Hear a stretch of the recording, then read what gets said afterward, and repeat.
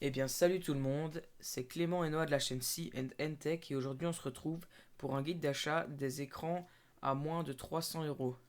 Donc le premier écran est un écran de chez Fox Spirit, qui est un écran de 30 pouces, donc ce qui est déjà pas mal, mais c'est un 21 neuvième, donc c'est un écran assez étendu comme un rectangle. Et il fait du 200 Hz, ce qui est vraiment bien pour tout style de jeu en fait. Et il a un temps de réponse de 4 millisecondes. C'est pas le top, mais franchement ça fait totalement l'affaire pour la plupart des jeux.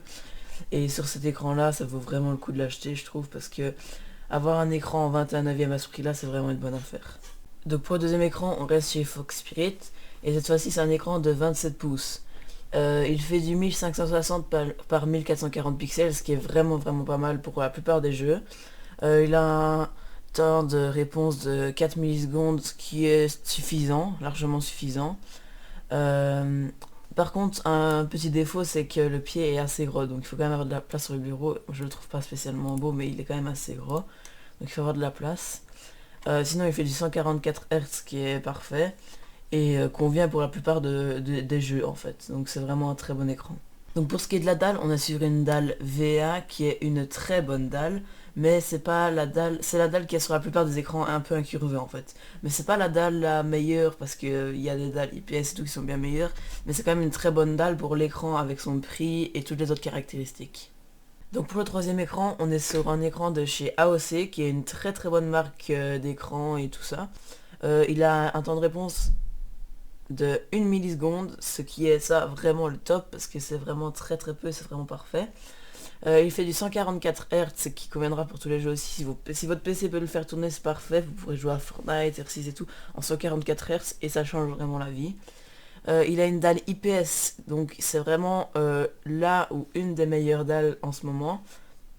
Et franchement, elle a un rendu de couleurs exceptionnel. Franchement, les couleurs, genre le noir, vraiment au noir complet, c'est vraiment un rendu extraordinaire.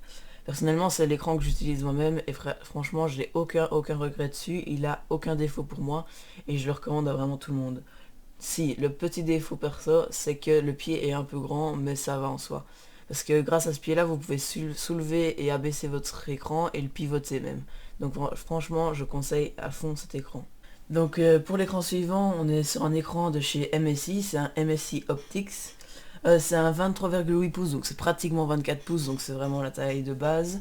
Il fait du 1920 par 1080p, ce qui est classique également. Il a un taux de rafraîchissement de 144 Hz, ce qui est vraiment parfait pour tous les jeux comme sur l'écran précédent.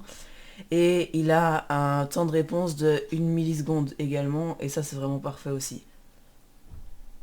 Donc pour la dalle de cet écran, on est encore une fois sur une dalle IPS comme sur l'écran AOC. Donc comme je l'avais dit juste avant, c'est une dalle avec un très beau rendu des couleurs. Vraiment, les couleurs sont très belles. Et pour le jeu, c'est vraiment agréable de jouer à des jeux comme Fortnite ou des jeux vifs, parce que la couleur donne vraiment envie de jouer. Donc pour le cinquième écran, on a un écran de HP. Non, pour le cinquième écran, on a un écran de chez HP, un HP Omen. Donc ça a un écran 25 pouces, donc c'est un peu plus grand que la moyenne, j'ai envie de dire. C'est du 1920 par 1080, donc c'est très bien. Il a 1 milliseconde de temps de réponse et 144 Hz. Donc pour tout ça, c'est un très bon écran. Le petit désavantage pour moi, c'est que c'est une dalle TN au lieu d'une dalle IPS ou quoi.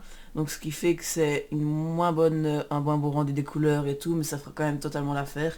Même si pourrez trouver bien mieux pour les autres pour ce prix-là dans les écrans précédents et futurs. Donc pour le sixième écran, on a un écran Acer, un Acer Nitro. Donc c'est un écran de 23,8 pouces, donc presque 24 pouces, c'est vraiment très bien. Il fait du 75 Hz, donc ça changera quand même pas mal pour ceux qui passent de PS4 à PC ou quoi, donc ça fait quand même la différence de 60 à 75.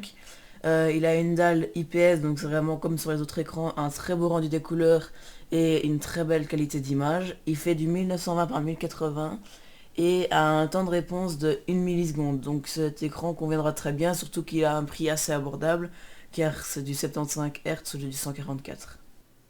Et donc le prochain écran est un écran 75 Hz de chez Acer.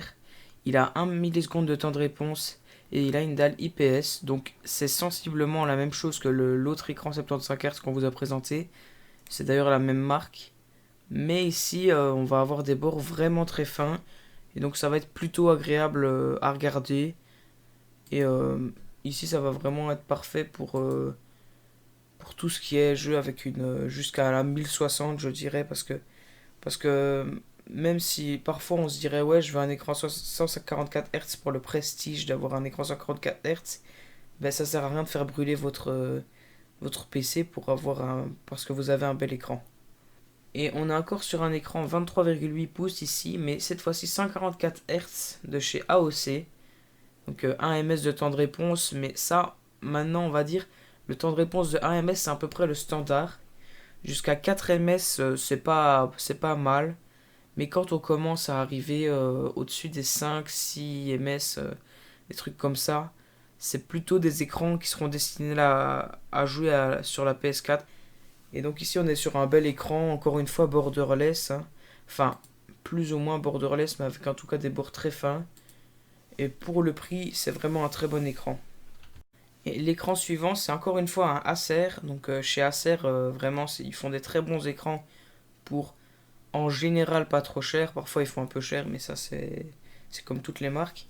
Ici, on est sur un écran 144 Hz 1 ms avec une dalle IPS et une garantie constructeur de 2 ans. Ça, c'est vraiment pas mal. Donc l'écran est vraiment joli, avec des bords encore une fois assez fins. Le pied est assez discret. Et donc ça va être un très bon écran, surtout pour cette gamme de prix là. Alors ici on est sur un écran bien et pas bien à la fois. Parce que d'un côté il est bien parce qu'il fait quand même 144 Hz et il est incurvé. Mais il a quand même 4 ms de temps de réponse. Et c'est que un 23,5 pouces. Bon, ça c'est pas trop gênant. Et en soi ça va quand même être un très bon écran. Mais par exemple si vous cherchez par exemple vraiment un 24 pouces et qui a G-Sync, il y a celui-ci qui est 10 euros plus cher. Donc il y a toujours 4 ms, toujours incurvé et 144 Hz. Et celui-là, je sais pas vraiment ce qu'il vaut. En général, les écrans avec G-Sync sont vraiment chers, mais c'est peut-être le fait qu'il y ait 4 ms de temps de réponse qui justifie le prix plutôt bas du coup. Mais ces deux écrans sont quand même assez bien finalement. Ben, merci à tous d'avoir regardé cette vidéo. N'oubliez pas de vous abonner, liker et de commenter. On se retrouve pour une nouvelle vidéo la semaine prochaine. À plus.